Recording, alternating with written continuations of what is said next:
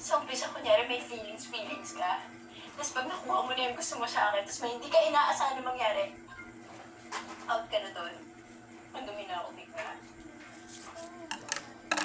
Alam mo, men really are trash. Erika! Erika, sandali lang!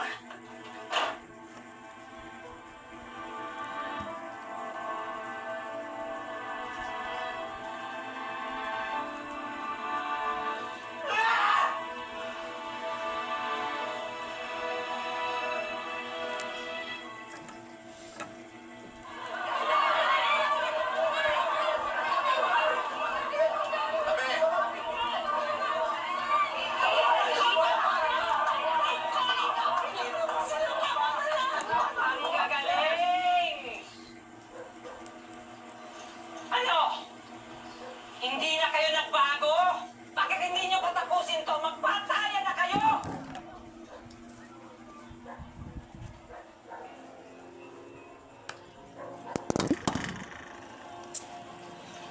Olivia!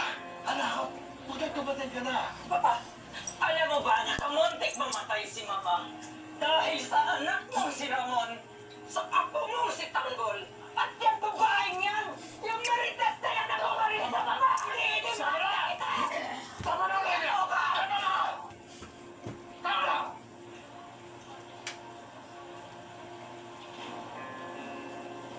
Ikaw, hayop ka! Wala kang kwentang tao! Isa kang hambog! Tamad! Wala kang ambisyon! Kung wala ang mama, wala ka!